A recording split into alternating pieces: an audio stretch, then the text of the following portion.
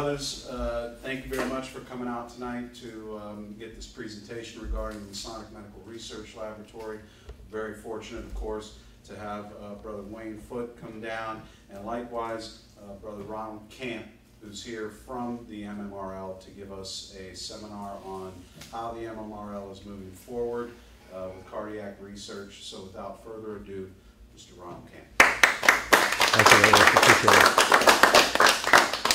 Good evening, brethren. Good evening. I traveled some 1,400 miles or so to be with you tonight to say thank you. To thank you for your gifts to the MMRL, to thank you for your concern about your fellow human being, and more importantly, to tell you how we're using that money at the Cardiac Research Institute at the MMRL. Wayne's given you a kind of an overview about some personal tragedies in his life and how medical research affects each and every one of us. But as I came here this evening and I talked to you, a couple of you, you had asked for a little history. So before I go into the research, let's talk about how the laboratory came to be. In 1946, the Grand Lodge of New York had a Grand Master by the name of Gay H. Brown. And he thought it was a wonderful thing that Freemasons take care of Master Masons, their widows, and orphans with a Masonic home, which we now call our Masonic Care Community. Not any different than your wonderful Masonic home in St. Petersburg.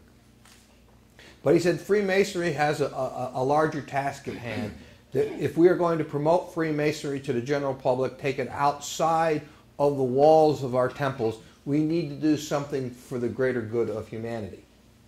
He wasn't sure exactly what it was, but to make a long story very short, he created a steering committee. The steering committee studied the project for a while, and a year later they came back to our Grand Lodge and said, we find that rheumatic fever is a scourge of our youth and young people today, and a lot of people are dying from it needlessly. Hence, they decided that they wanted to raise money to defeat rheumatic fever.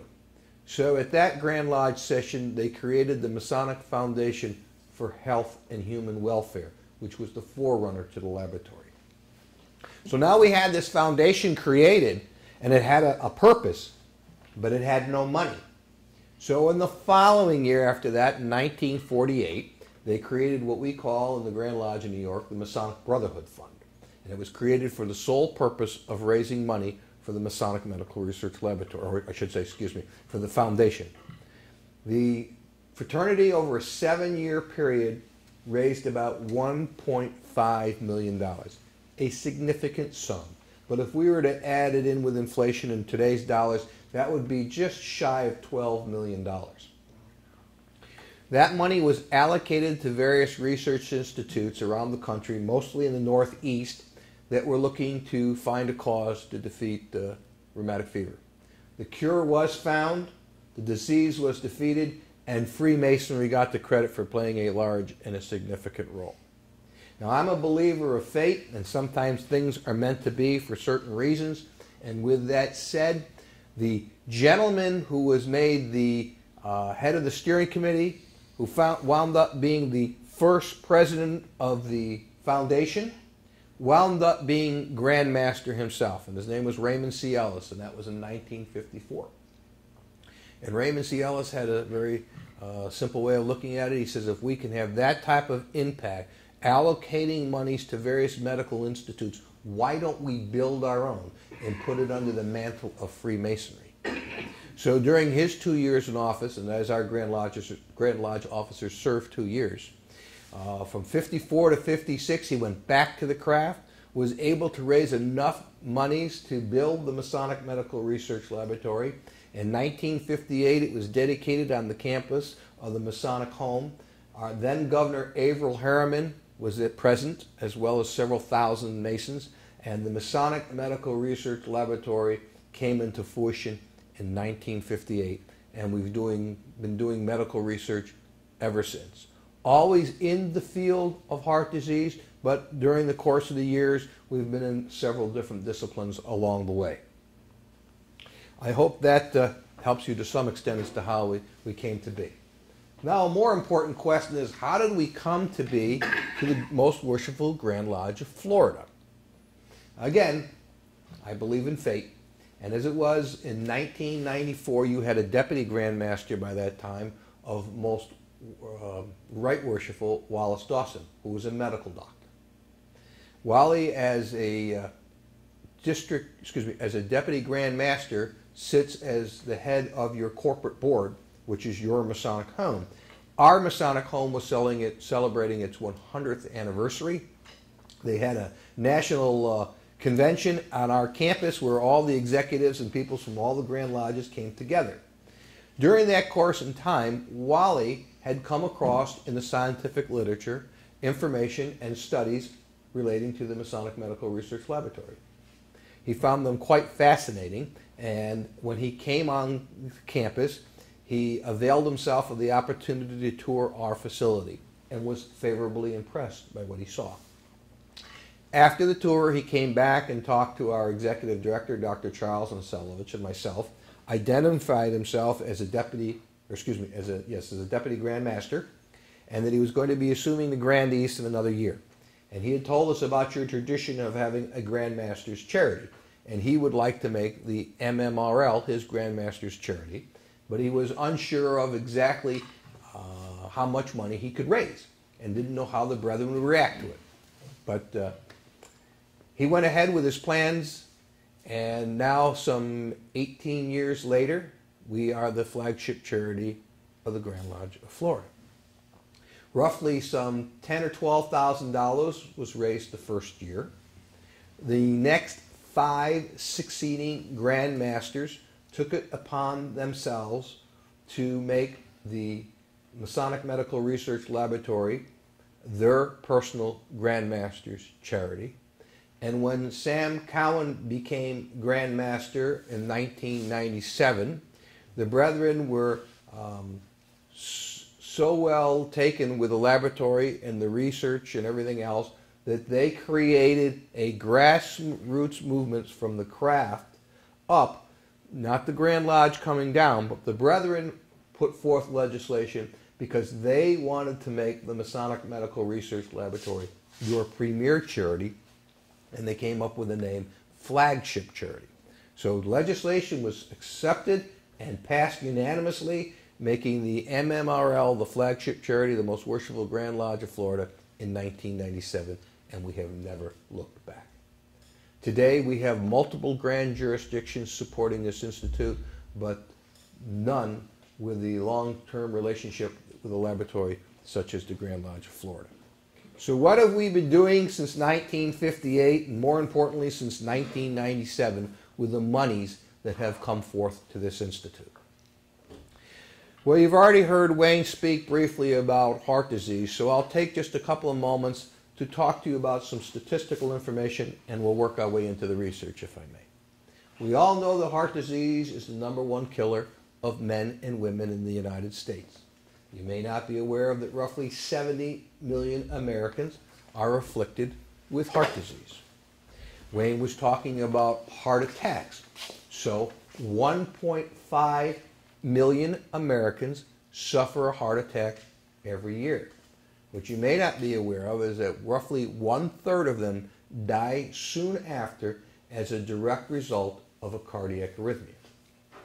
What is a cardiac arrhythmia?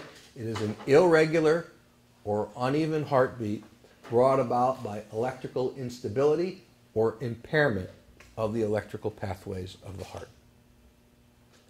So as a result of those statistics, what I'm about to tell you is that cardiac arrhythmias is the #1 mechanism of death in the United States. And it is for these reasons and more that your flagship charity has made it our focus, our major focus of the study since 1958. I have a question. Sure. Could you repeat about the statistics about cardiac arrhythmia one more time? Okay. It's not getting straight in my head. 1.5 million Americans suffer a heart attack every year. Right. Roughly 1/3 die soon after as a direct result of a cardiac arrhythmia. In other words, when a heart attack is happening, the heart goes in disarray. and it can set up where a cardiac arrhythmia can happen during the course of the heart attack or immediately following thereof. And if it's not taken care of, it can claim the lives of roughly, which it does, 500,000 people. Now, of all the cardiac arrhythmias that are known in the world, the MMRL has either discovered the arrhythmia, or if someone else discovered it, we have unraveled the mechanism, that is the cause of the arrhythmia, of the majority of those known arrhythmias. Now, why is that so important? Well, by understanding the electrical impulses in the heart, we have a much better understanding of the the interpretation of an electrocardiogram. And by providing that detailed information, which kind of provides a roadmap for clinical cardiologists and how to better understand and interpret the ECG, it's extremely important when we're diagnosing a heart attack, just as important as it is to determine treatment for heart disease. Okay?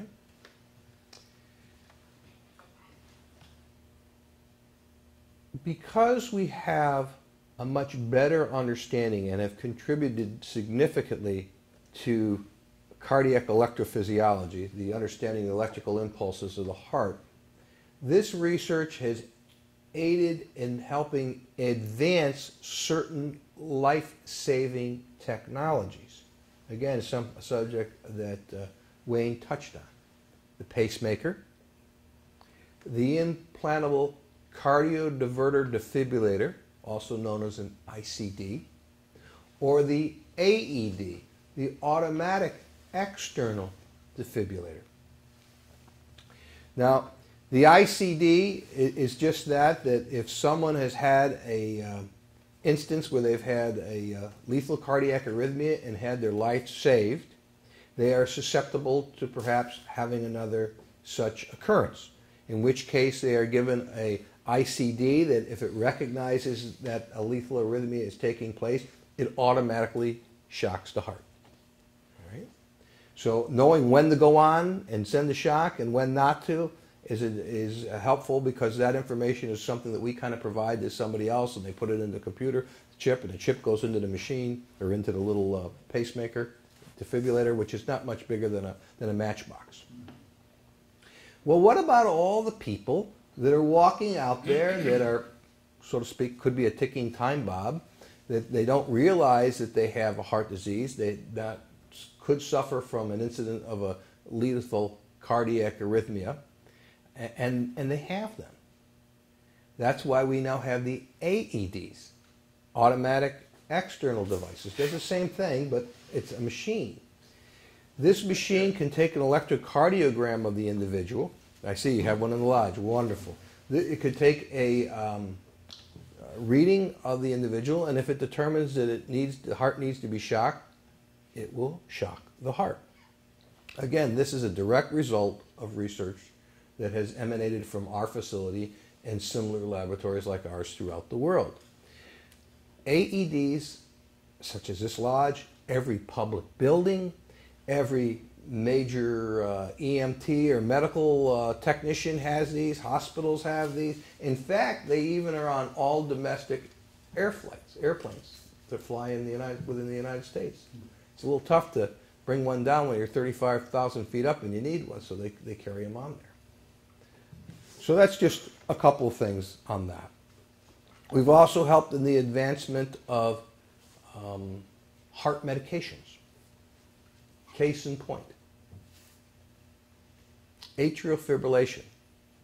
The heart is made of 4 chambers. Let me back up. The upper chambers are called the atria. The lower chambers are called the ventricles, the main pumping chambers of the heart. Your Flagship Charity recently discovered a new class of drugs which are atria specific. More importantly, we believe that we have come across a safe and effective treatment for the management of atrial fibrillation. Atrial fibrillation is the most prevalent cardiac arrhythmia seen by clinicians today. Roughly 2.5 million Americans have AFib. Those of us who are around 65 years of age have a 1 in 20 chance of having atrial fibrillation. As we get older and closer to, let's say, 80 years of age, we have a 1 in 5 chance. This will continue to grow exponentially as baby boomers such as myself continue to age with the population. So this is a most critically unmet need. We work in collaboration with a pharmaceutical company and biotech company known as Gilead Sciences. They're out in Foster, California. It's my understanding that initial phase 1 trials have been completed or are near completion, and that national clinical trials will take place sometime later this year. If you have interest in getting involved, you know somebody who might wish to get involved with these trials, you need to touch base with your own cardiologist. And he or she would have to then watch the notifications that will come out about the clinical trials. The laboratory is not directly involved in these. We are not writing the protocols for these. These are handled by Gilead Sciences. But should you have questions, we'll be happy to answer them to the best of our ability and point you in the right direction. It is our understanding that it will be taking place at all major medical centers across the country. Let's see what else we could talk about for a second. Wayne was talking about his family and how there seemed to be several incidences amongst family members regarding heart disease. If you were to think about, in your own mind, about your families, you will probably find that you're predisposed to a particular disease. It tends to run in families. Cancer, heart disease, maybe high blood pressure, diabetes, or a combination thereof. You see, that happens because we are all captives of our genetic makeup. We had no say in who our parents and grandparents were, so their DNA material came through us and constantly gets passed down.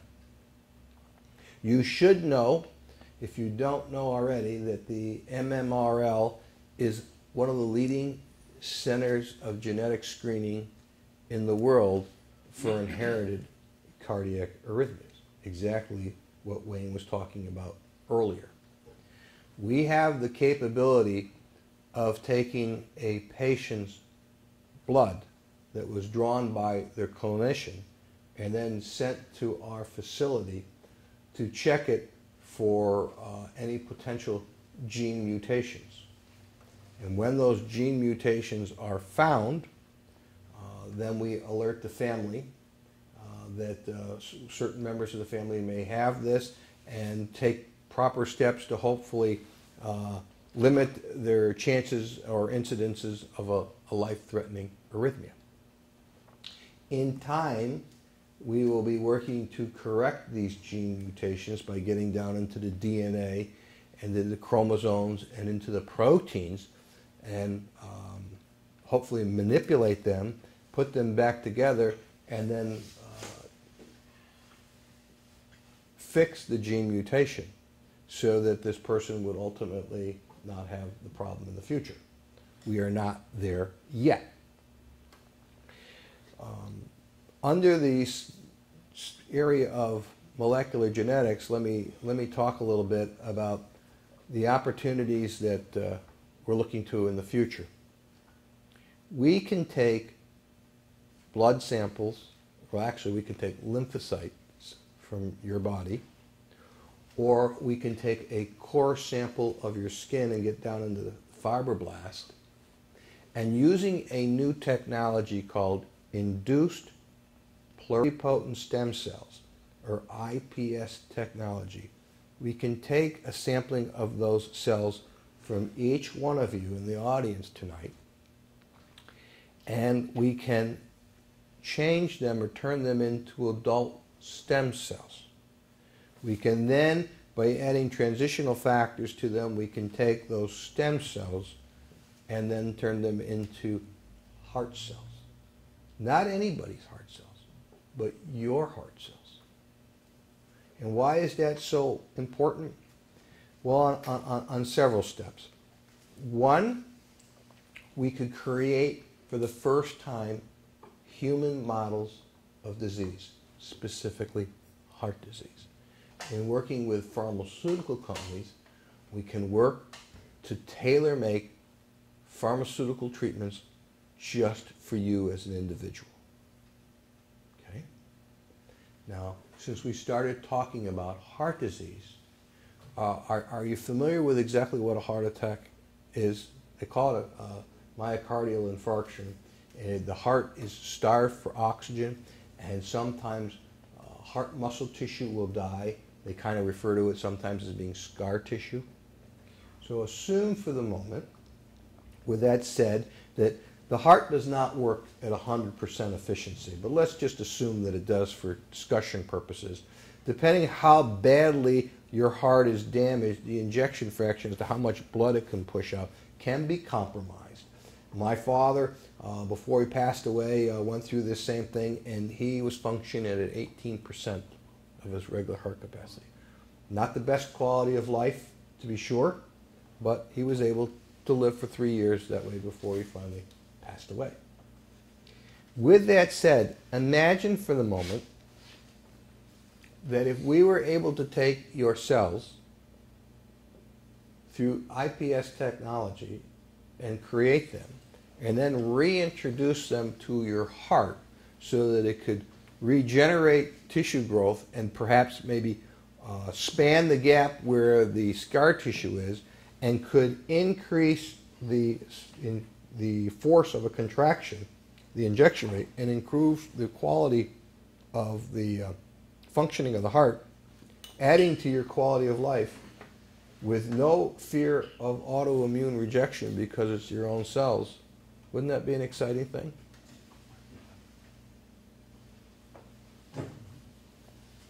And if that doesn't whet your appetite a little bit, I won't ask you to raise your hands tonight, but I'm willing to bet there's probably less than 20% of those of us that are present tonight that are organ donors or have signed up to be organ donors.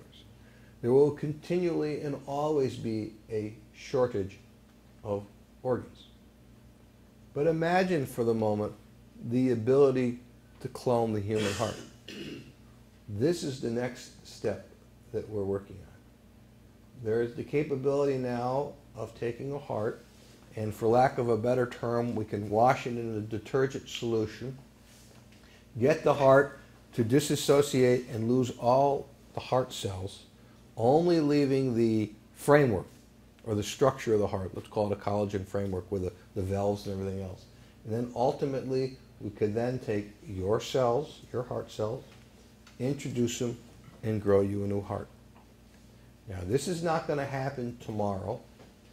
Realistically, maybe 25 years down the road. Some people think it may come within the next decade. One never knows, but it's certainly on the trestle board for happening. And while we're working on doing this with hearts, other people are working to do it with lungs, pancreases, livers, you name it. But this is where the future is at.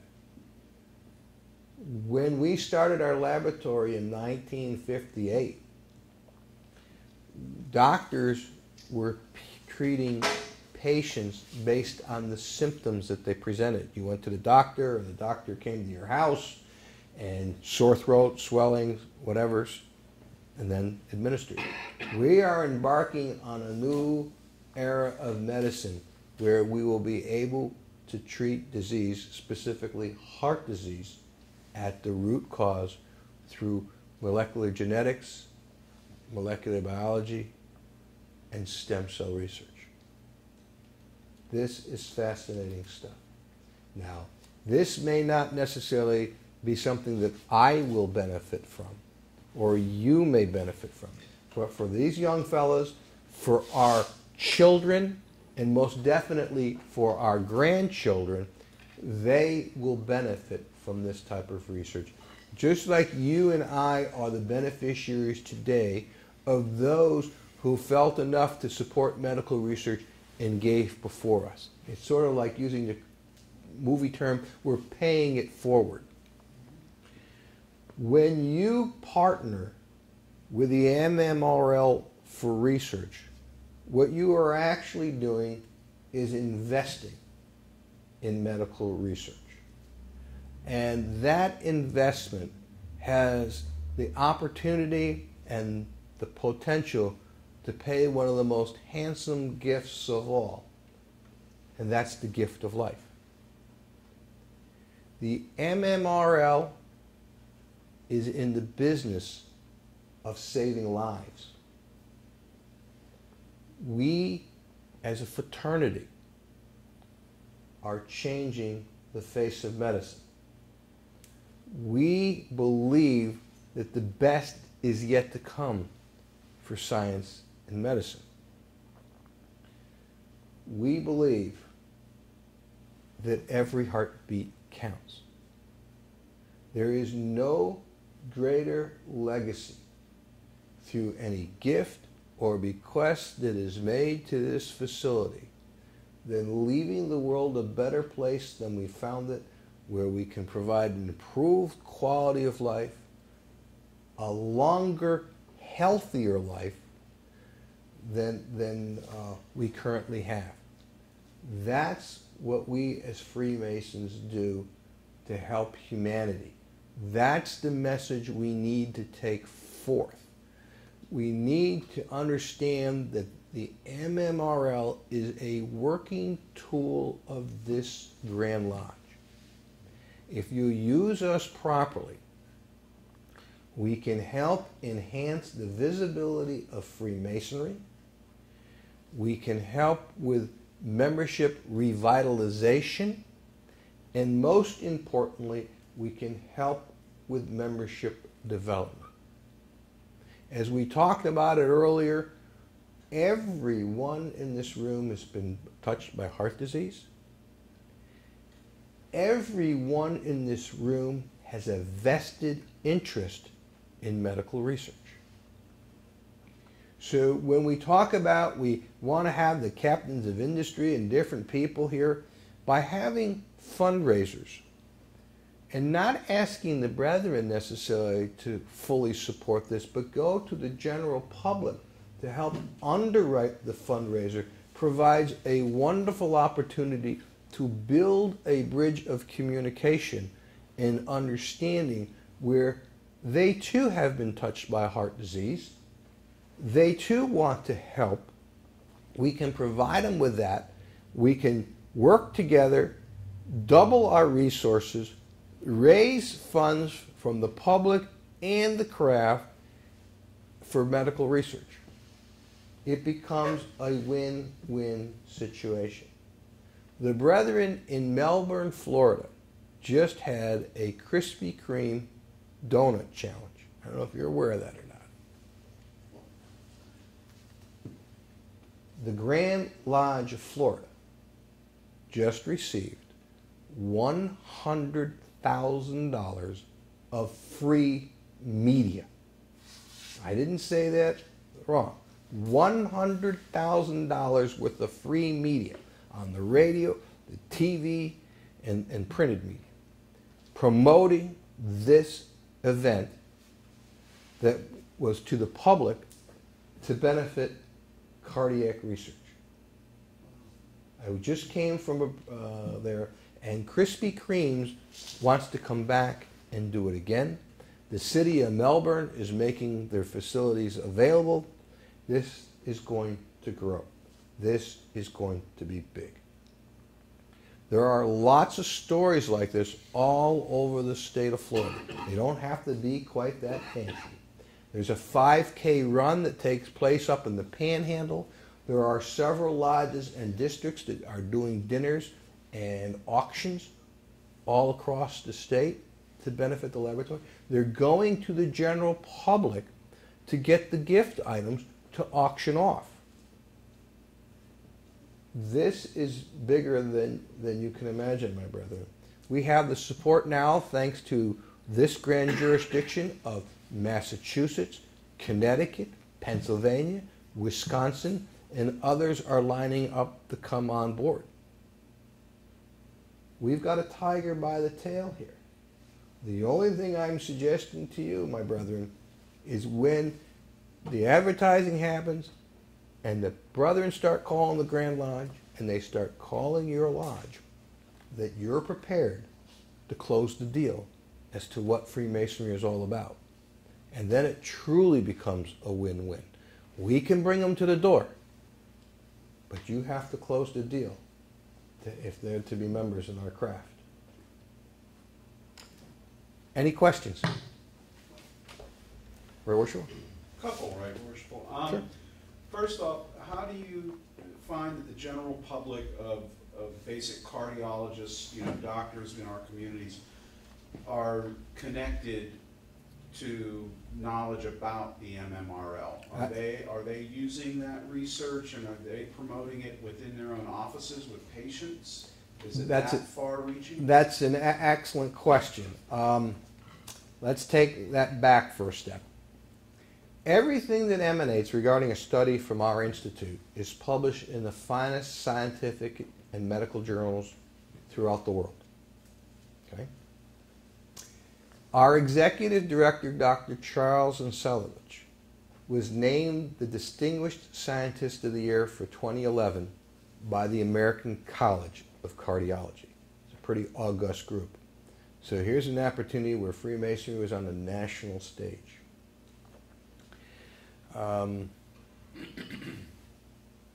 Regarding scientific index, our laboratory has been rated in the top 5% by other clinicians and scientists, and that our work has helped advance their work further. I'm missing something else that I'd like to tell you, but it will come to me. Oh, you mentioned cardiologists. Next time you go to your cardiologist and you say, have you ever heard of the Masonic Medical Research Laboratory? Some may not. But if you ask him or her, do they have a copy of the premier reference guide that most clinicians use? It's called Hurst the Heart. The reason I mention it, Hurst, H-U-R-S-T, the Heart. It's the premier reference guide, certainly used in the United States, if not around the world. It wasn't the Mayo Clinic, it wasn't Johns Hopkins, it wasn't Cleveland Clinic, and it wasn't Baylor College School of Medicine or any other fine institute that the folks asked or invited to write the chapter on mechanisms of the heart. It was your own flagship charity, the Masonic Medical Research Laboratory. So when I tell you that we're internationally prominent and world renowned for the work, I think those three examples ought to ring pretty clear with you, because that's somebody else, a third party, recognizing the work of this institute. American College of Cardiology, Hurst the Heart, and our fellow colleagues citing our research in the top 5% at advancing their work. Now, we may not necessarily have the largest body of work out there because we only have 15 research scientists on our staff. But the work that they do is extremely important. In fact, I think that it is safe to say, for our size, there is no other institute in the world that has had such a significant impact on the world of cardiology than your flagship charity in the last 10 years. Yes, ma'am. 13 years ago, I was diagnosed with throat cancer, and the surgeons took out 2/3, the bottom 2/3 of my tongue, just left a little flap here on top. With the DNA stem cell research they're doing, can you grow me a new tongue? Not like Gene Simmons has? Not today, but your request is not an unrealistic one. We have the potential to do that. Not at our facility with the research that we do, but science and medicine will indeed have that capability. You have to think back when we were all growing up. When we were kids, we used to read comic books. And in comic books, we had Dick Tracy, who had a wristwatch phone. We had Flash Gordon go to the moon. We talked about organ transplants and everything. It's all come to pass. I mean, you want to know the future? Pick up a comic book. That's where it's going to be. I mean, it sounds funny, but it's really quite true.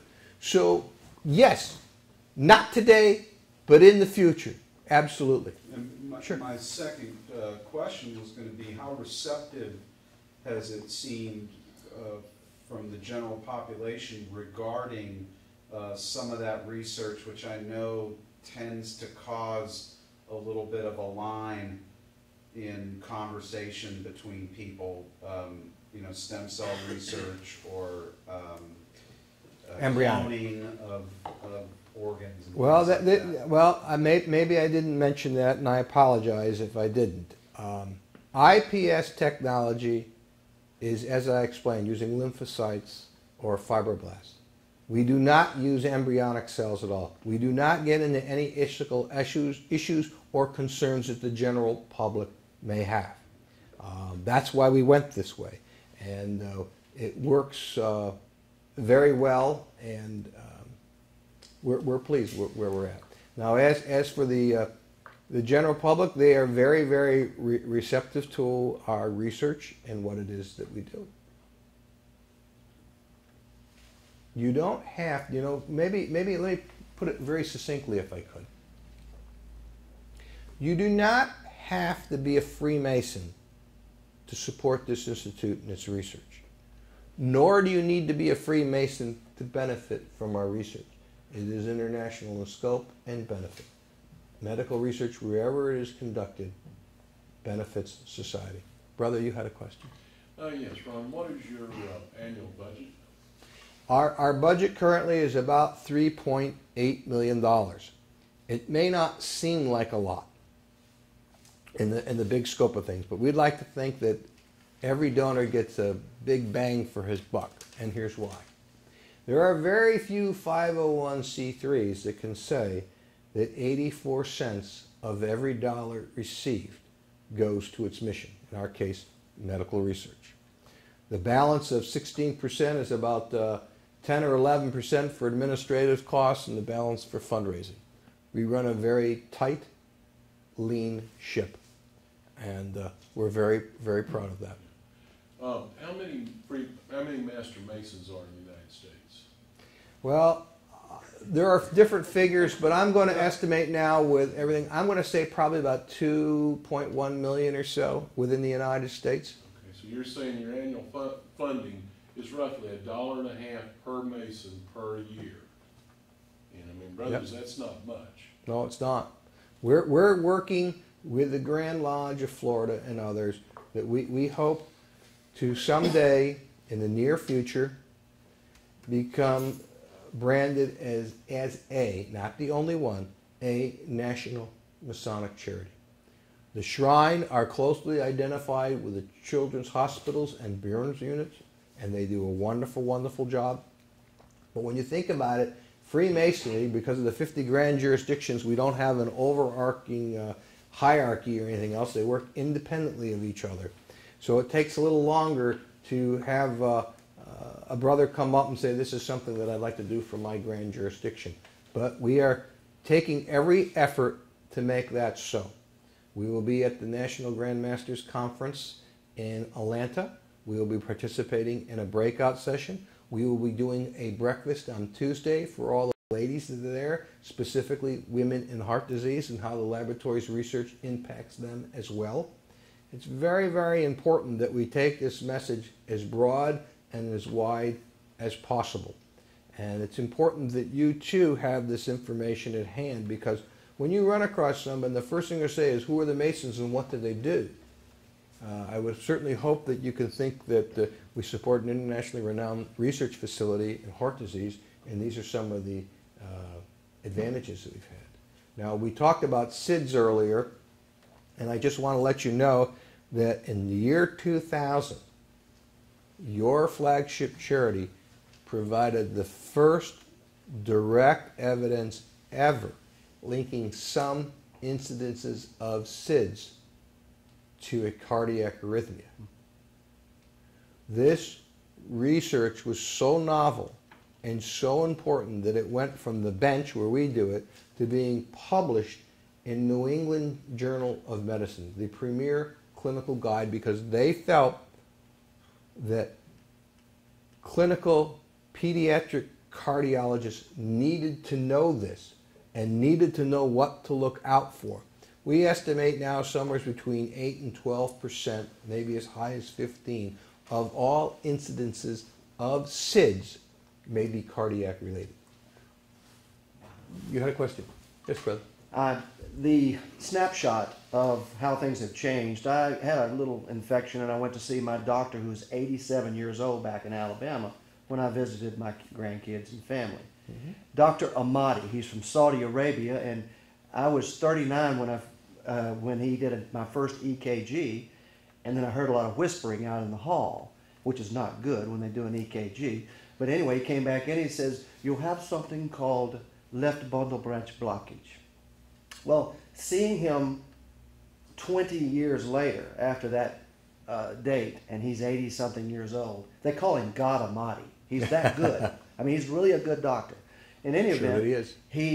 He says, "You still have the left bundle branch blockage." He says, "It's not so serious anymore." I said, "What do you mean?" Was it was serious back? He said, "We didn't know as much about the electrical system of the heart in 1992 or whenever it was as we do in 2012. But in this case, you did something. You did a sound bite and testing him on his knowledge, how he's improved as an old Saudi Arabian doctor. But the people that we talk to when they say, "You're a Mason and what do?" You gave a sound bite. We support the Masonic Medical Research Laboratory that does what for them? What would you say that person that we're out raising money with, and you know how quickly people forget anything you tell them, and you've got to put it in something pretty short to get the word to them so that they can reach in the pocket and do what they need to do. What would you say? I'm a Mason. We support the Masonic Medical Research Laboratory. Which is an internationally renowned cardiac research facility helping to defeat the #1 killer of men and women in the United States. That's pretty strong. Yeah. Yes, brother. Ron, could you talk a little bit about, I understand that the facility is international in scope, perhaps in nature. Could you talk a little bit about where you draw your fellows, your residents from, and also how the discoveries, how the procedures and knowledge that are defined there at the Institute is used worldwide? I mean, it's easy for us to relate to it here in the United States, but how is it used around the rest of the world? Well, because we're a 501c3, very little of our research is what we call proprietary. The little bit that is proprietary is when we work with pharmaceutical or biotech companies in helping to bring forth drugs to help marshal them through the FDA quicker so that these safe and effective drugs will come onto the market sooner. We also serve as a check and balance in that we also work to help get bad drugs off the market or to block a bad drug from coming to market. That's something that we play as a 501c3. So when we do that, whether we talk in the United States, it impacts anybody and everybody with heart disease. Now, regarding the question that you asked about where do people come from to come and work at our facility, well, we are very fortunate because of our reputation and our highly respected scientific credibility within the scientific and medical world. People come to us to study. Now, what you may not think of this is that we've had many clinicians come to our laboratory because they are cardiologists, but they don't understand the nuances of what comes behind the research that they're implementing. So they come back to our laboratory as visiting scientists or doctors to study for a year or two. So when anybody comes to our laboratory and studies and leaves, they then not only become ambassadors of the Cardiac Research Institute at the MMRL, but also ambassadors for Freemasonry. We have scientists who come to us who are postdoctoral fellows, who are looking to advance their scientific and medical knowledge, but are not yet out there in the mainstream, and they don't have a large resume of studies and scientific accomplishment. So they come to our laboratory, train with our stuff, with our staff, and have a better, and then we show them some expertise, they learn it, and then they take that back to their home country and then share that information with their fellow citizens of their country. You should also know that in addition to those, one of the longest running programs we've had at our laboratory is our summer fellowship program, something you've probably never heard about. We just celebrated our 50th year of summer fellows, and we brought all our alumni back. We invited them all back to the Institute. We believe not only is it important to make scientific discovery, but it's equally important for us to train and educate tomorrow's doctors, scientists, and veterinarians. And we have the local business community where we reside provide the stipends for our students so they can pursue a career in the life sciences to see if they would like to continue in it. We provide them 10 weeks hands-on in the trenches experience working shoulder to shoulder with some of the finest scientists and clinicians in the world. And then when they're done, they are required to talk about their work at a, I guess we'll call it a seminar at the end of the session, where their mentor is present, their parents are present, their sponsors are present, and the general public and our staff are invited. And you would be absolutely amazed as to how bright and intelligent these young men and young ladies are. Yes, sir. You're in Utica, New York? Is that Utica, New York, that's correct. If I, as a layman, were to come to Utica, New York, Mhm. is there some kind of a walkthrough that I could?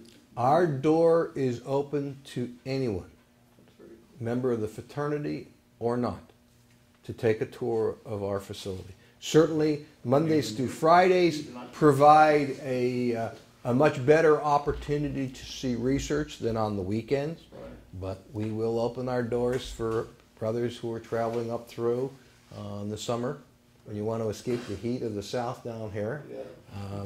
That's not a problem. I can tell you hundreds, perhaps a couple thousand brethren over the last 17 years from Florida have come up and gone through our facility. Sounds like a good A lot of your leaders have gone through. Past Grandmaster Dick Martinez, current Grandmaster Jim Harris, and Deputy Grandmaster Georgia Galadro made a special trip up with their ladies before they opted to go into this Campaign for Life, Every Heartbeat Counts campaign, to see exactly what we were all about. So I encourage you to stop and see them. Mike Binder, who is the state chairman of the Flagship Charity, made a special trip up as well to tour through the facility to see exactly what it is, to see those cloned heart cells beating, to see the wedge preparations that we work in, to understand exactly how the science is translated from the bench to the bedside. We're very excited, and we're very, very proud of what we have here, and you should be too, because you have been and continue to be partners in our research. Any other questions? Well, in that case, let me leave you with this parting bit of philosophy that was provided by us, our founding father that I mentioned to you earlier, Raymond C. Ellis. Goes like this. Money spent on treatment helps the patient. Money spent on research benefits humanity. Thank you very much. God bless you all.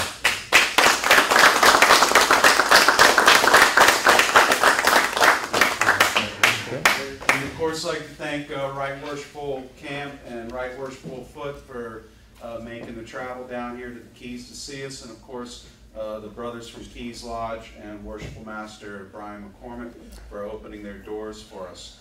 I would part with this bit of information too from District 36. We have an attempt, a fundraising attempt with our own brother from Anchor Lodge 182 down in Key West, brother Rick DeKaiser, who is an Ironman athlete, and he's going to be running, him and his wife are going to be involved in an Ironman this summer coming up, and they're going to be going on a pledge drive, not only from the craft, but of course from the community at large. So if you do receive information from Brother DeKaiser regarding possibly sponsoring his participation in the Ironman along with his wife, please don't be bashful about sponsoring some amount of money towards the work they're doing. Trust me, they are training on a daily basis each and every week. They're working really hard to make sure that they have a successful run in the event, and they're going to work equally as hard to make sure that they're going to represent District 36 through this fundraiser. So we're certainly hoping to make a good showing for you guys. Let's get that up and put it on the Facebook, make it a Facebook cause. We certainly will. Super. All right. Thank you again, my brothers. There are pins up here if anybody needs any. They're free. Pins that you haven't seen